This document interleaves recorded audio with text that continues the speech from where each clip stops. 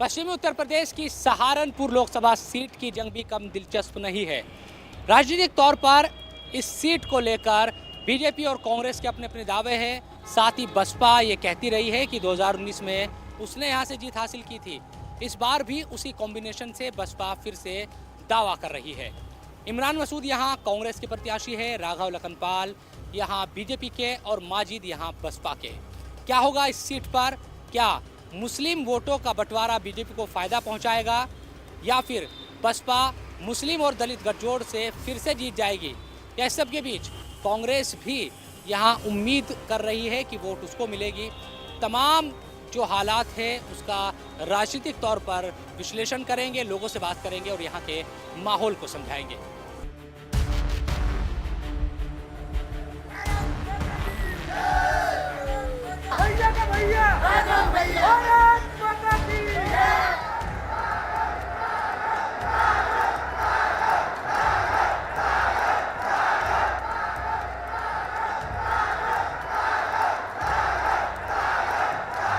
दंगा करते हैं तो तुरंत पकड़ करके उल्टा लटका कर नीचे मिर्च का झोंका लगा दिया जाता है कि हमेशा के लिए भूल जाए। क्या घमंडी लोग हैं, क्या इंकारी लोग हैं। अरे भगवान को भी कोई लाता है क्या? भगवान को भी कोई लाता है क्या? भगवान देने वाला है, तुम उसको लाने वाले कहां से बन गए? शिक्षा के केंद्र के रूप में काशी की तर्ज पर विकसित हो, उसको मजहबी उन्माद और फतवों का शहर बना करके रख दिया गया। इस देश के अंदर हिंदू बड़ा भाई है, मुसलमान छोटा भाई है। ये वोटों के सौदागर हैं, चुनाव के समय दिखेंगे, बाकी संकट के समय सब गायब हो जाएंगे।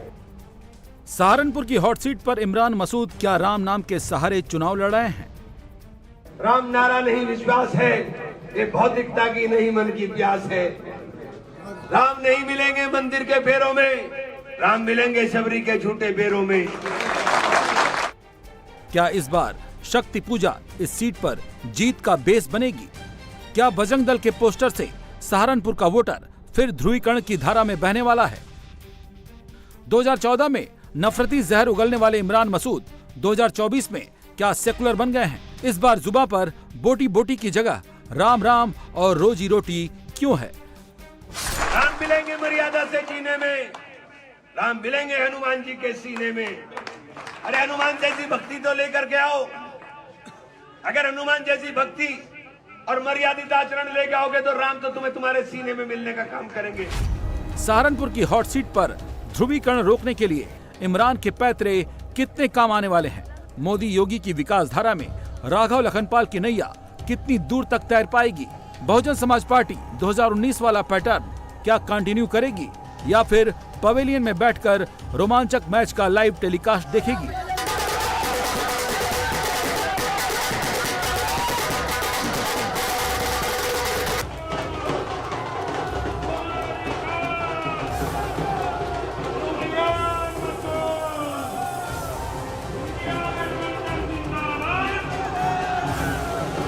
सहारनपुर में इमरान मसूद ने इलेक्शन कैंपेन का पैटर्न अचानक बदल दिया और उनके नए पैटर्न से ऐसा विवाद उठा है जो इमरान पर भारी भी पड़ सकता है।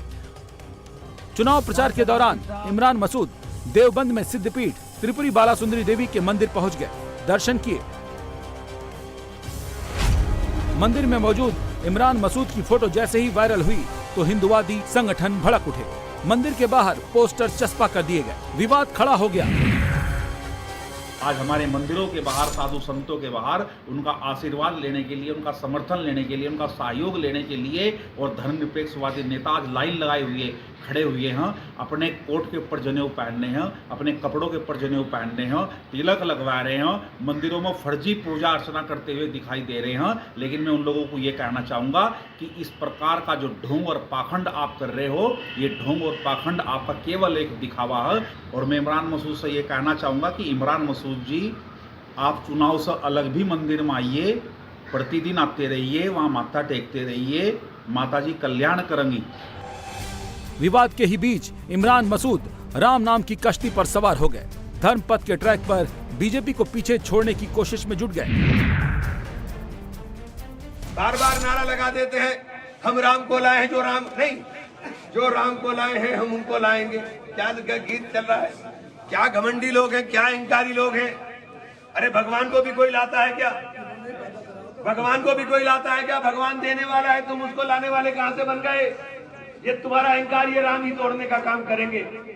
भगवान राम को तुम बता रहे हो कि हम लेकर के आए हैं। अरे आपको शर्म आनी चाहिए। राम नारा नहीं, विश्वास है। ये भौतिकता की नहीं, मन की प्यास है। राम नहीं मिलेंगे मंदिर के फेरों में, राम मिलेंगे शबरी के झूठे पैरों में। राम मिलेंगे मर्यादा से जीने में, राम मिलेंगे हनुमान जी के सीने में। अरे हनुमान जैसी भक्ति तो लेकर के आओ। अगर हनुमान जैसी भक्ति और मर्यादित आचरण लेके आओगे तो राम तो तुम्हें तुम्हारे सीने में मिलने का काम करेंगे। तो भगवान श्री राम के आदर्शों पर चलने का काम करो।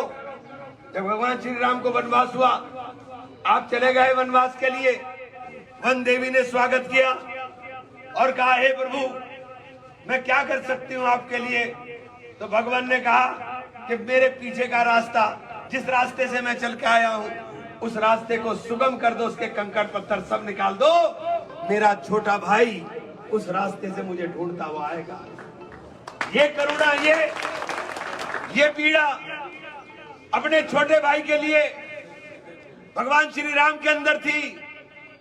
इस देश के अंदर मेरा हिंदू बड़ा भाई है, इस देश के अंदर हिंदू बड़ा भाई है, मुसलमान छोटा भाई है।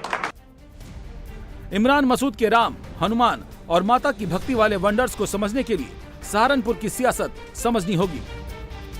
सहारनपुर सीट पर कांग्रेस से इमरान मसूद, बीजेपी से राघव लखनपाल और बसपा से माजिद अली मैदान में हैं। सहारनपुर सीट पर 42% मुसलमान और 56% हिंदू वोट हैं। हिंदुओं के वोट में 22% हिस्सेदारी रखने वाले दलितों पर भी सभी पार्टियों की नजर रहती है। 2014 में इमरान मसूद की बोटी बोटी वाले बयान से जबरदस्त ध्रुवीकरण हुआ और इमरान मसूद राघव लखनपाल से हार गए। इस हार के बाद से ही इमरान अपनी छवि सेकुलर बनाने में जुटे हुए हैं। इसके पीछे की सियासी वजह आपको बता देते हैं। इमरान मसूद जानते हैं कि ध्रुवीकरण हुआ तो उन पर फिर से हार का खतरा मंडरा सकता है। सेकुलर इमेज से वो खासकर दलित वोट पर अपना असर छोड़ने की कोशिश कर रहे हैं। उनकी कोशिश है मुसलमानों का पूरा वोट मिले और सॉफ्ट हिंदुत्व वाले वोटर भी साथ आ जाएं। इसलिए इमरान मसूद अपने बयानों से मुसलमान वोटों को तो लामबंद कर रहे हैं, लेकिन काउंटर पोलराइजेशन रोकने के लिए बीजेपी के पैरेलल नया ट्रैक तैयार कर रहे हैं। ये मुसलमान इतने हैं, यहाँ निकाल नहीं सकते। 2 करोड़ लोग निकलते नहीं, ये तो 20 करोड़ हो रहे। इस देश के अंदर मेरा हिंदू बड़ा भाई है, इस देश के अंदर हिंदू बड़ा भाई है, मुसलमान छोटा भाई है। जिस दिन तुम्हारे मन में ये पीड़ा, ये करुणा आ जाएगी, तुम भी भगवान श्री राम के आदर्श वाले हो जाओगे। इमरान मसूद चुनाव में धर्म की बिसात बिछाने लगे तो बीजेपी ने भी गियर चेंज कर दिया। सहारनपुर पहुंचते ही योगी आदित्यनाथ ने डायरेक्ट टारगेट हिट किया। शुरुआत मां शाकंभरी त्रिपुर बाला सुंदरी से की और किसान गरीब के रास्ते होते हुए भाषण को सीधे फतवों पर ले गए। सभी देवी देवताओं का नवरात्रि के अवसर पर मां शाकंभरी और बाला त्रिपुर सुंदरी के इस धाम में आगमन होता है, यहां देवी के दर्शन करने के लिए। और इस अवसर पर आप सबके कारण मुझे भी गंगोह में आने का अवसर प्राप्त हो रहा है। जिस सहारनपुर में असीम संभावना थी, प्रकृति और परमात्मा की सीम कृपा थी कि वह शिक्षा के केंद्र के रूप में काशी की तर्ज पर विकसित हो, उसको मजहबी उन्माद और फतवों का शहर बना करके रख दिया गया। कांवड़ यात्रा में बैन लगता था तब तो कोई जातिवादी संगठन नहीं आता था, सबके मुंह सिल लिए जाते थे, क्योंकि तब की सरकारें जिन गुंड और माफियाओं के ऊपर संरक्षण देती थी, जिन मजहबी ताकतों के सारे पर कार्य करती थी, जिनके सामने घुटना टेक करके उस समय कार्य करती थी, वे लोग कभी भी इस प्रकार की चीजों को स्वीकार नहीं कर सकते थे।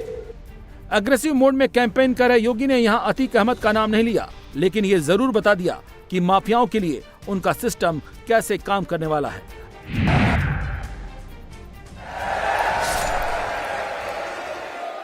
पहले माफिया सिर चढ़ करके बोलते थे। कैसे माफिया सिर चढ़ करके बोलते थे? छोटी छोटी बात को ले दंगा होता था। आज देख रहे होगे दंगा करने वाले भूल ही गए, दंगा भी कभी होता था। उल्टा लटका दिया जाता है उनको।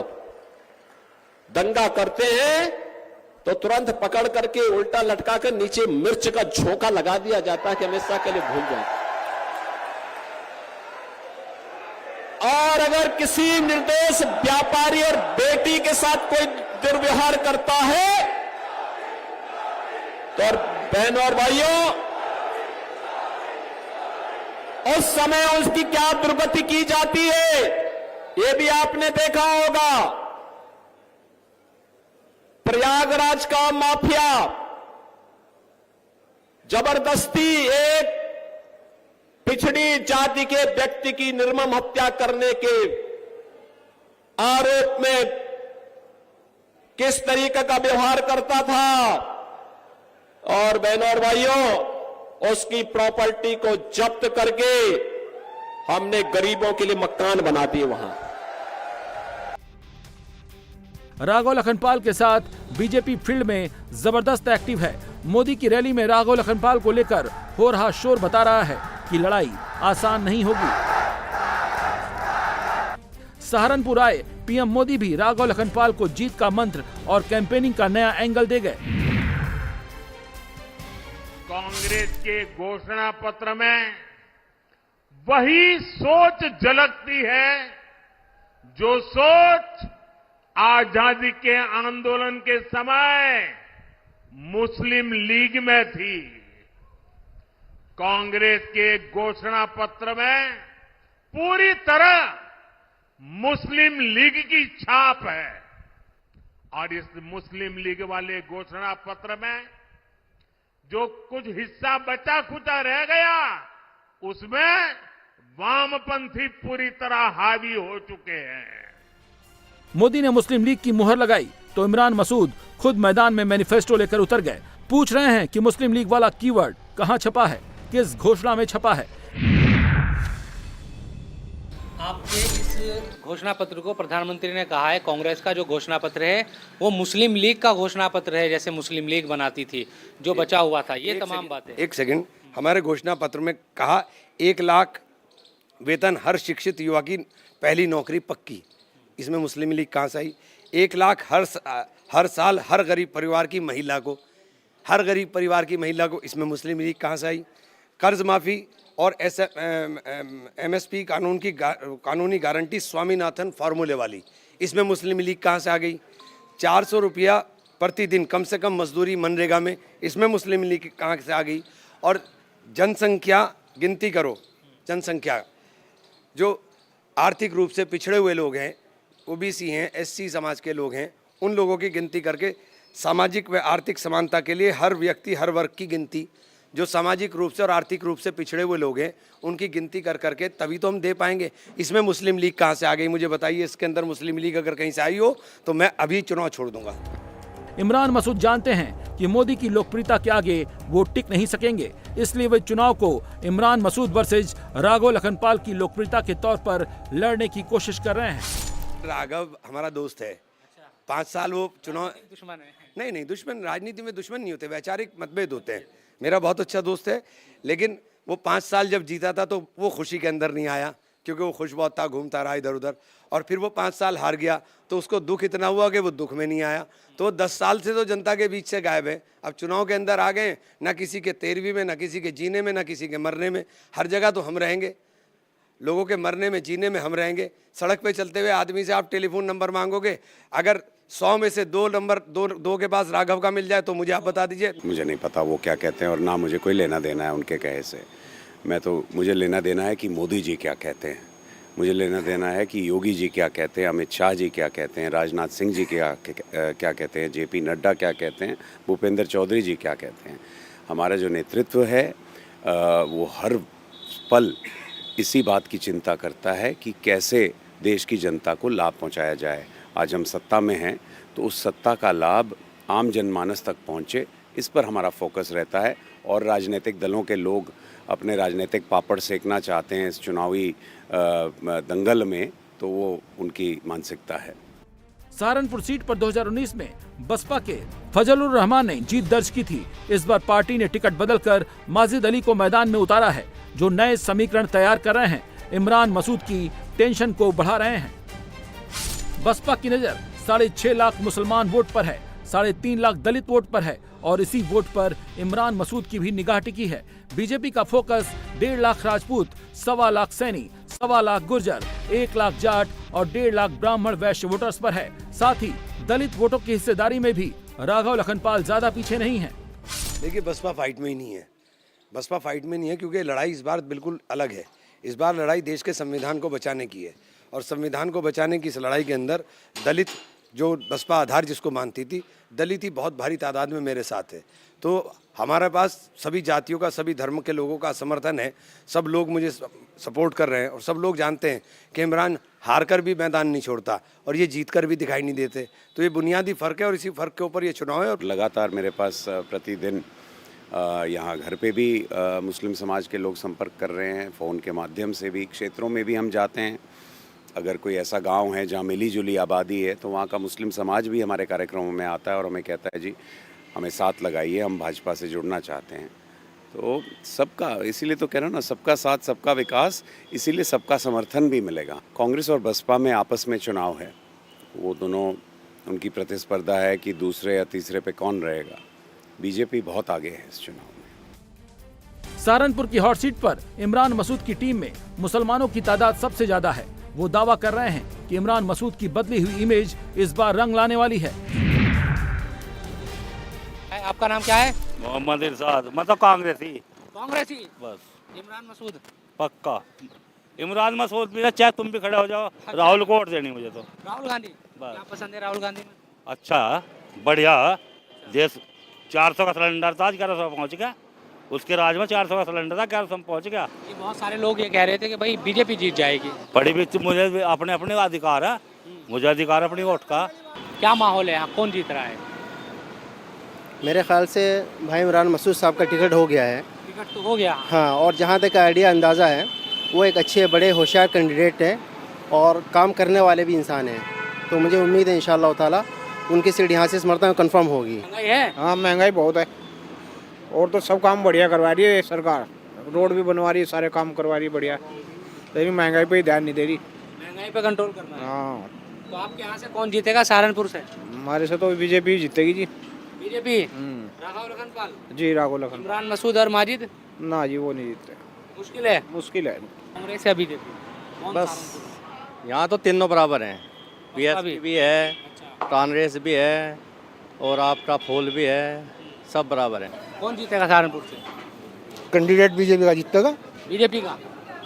कांग्रेस, कोई बसपा? अदर पार्टी कोई नहीं। अच्छा, क्यों बसपा 19 में जीती थी, एकदम से माहौल इतना क्यों बदल गया? माहौल योगी जी ने कर दिया। क्या क्या किया योगी जी? योगी जी ने सब ऐसा कर दिया काम, कहीं कुछ तो विरोधी थे, डर खत्म हो गया। हाँ, पहले डर था। करता।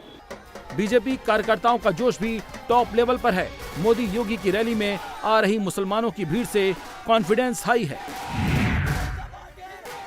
400 पास सीट, 400 के पास रहेगी सीट। 400 के पार रहेगी जी, 400 के पार सहारनपुर सीट निकलेगी। पक्का निकलेगी।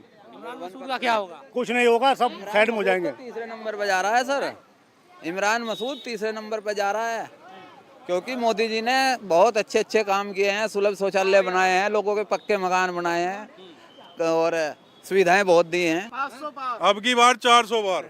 400 पार बिल्कुल। कैसे होगी 400 पार? जैसे पिछली बार हुई थी, पिछली बार पूर्ण बहुमत की सरकार बनी थी, इस बार भी बनेगी और अब की बार 400 पार। 400 पार सीट आएगी। सहारनपुर का गणित क्या रहेगा?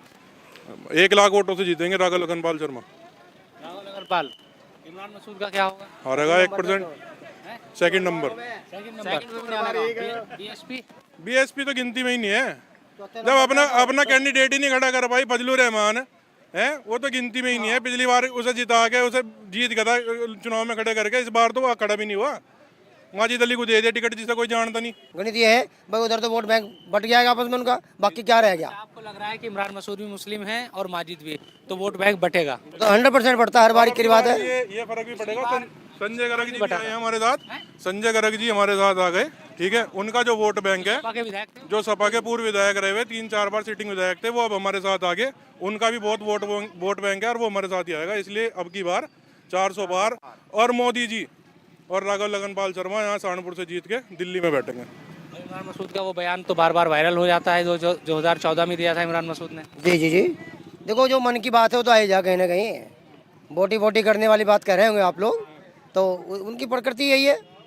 उस प्रकार के जो लोग हैं राजनीति करते हैं, उनकी प्रकृति यही है। नेता कैसे है इमरान मसूद? नेता हमारा तो नेता नहीं हो, जिसका होगा। सहारनपुर की राजनीति का पैटर्न इस बार थोड़ा बदला दिखाई दे रहा है और कोई यहाँ पर हिंदुत्व की पिच पर आगे बढ़ने की कोशिश कर रहा है। कांग्रेस के उम्मीदवार इमरान हुसैन बाला सुंदरी मंदिर पहुँचते हैं तो बजरंग दल के कार्यकर्ता विरोध करते हैं। बाकायदा पोस्टर लगवा दिया जाता है कि गैर हिंदुओं का आना यहाँ पर मना है। हालांकि इमरान हुसैन के भाषणों में हम भगवान राम का जिक्र भी सुन रहे हैं। वो बार बार कह रहे हैं कि हिंदू बड़े भाई है और मुसलमान छोटे भाई। साथ ही बीजेपी की तरफ से भी लगातार पलटवार किया जा रहा है। सीएम योगी आदित्यनाथ के भाषणों में हम शक्ति का जिक्र सुन रहे हैं। इसके साथ साथ बीजेपी के नेताओं ने फतवों को भी केंद्र में ला दिया है।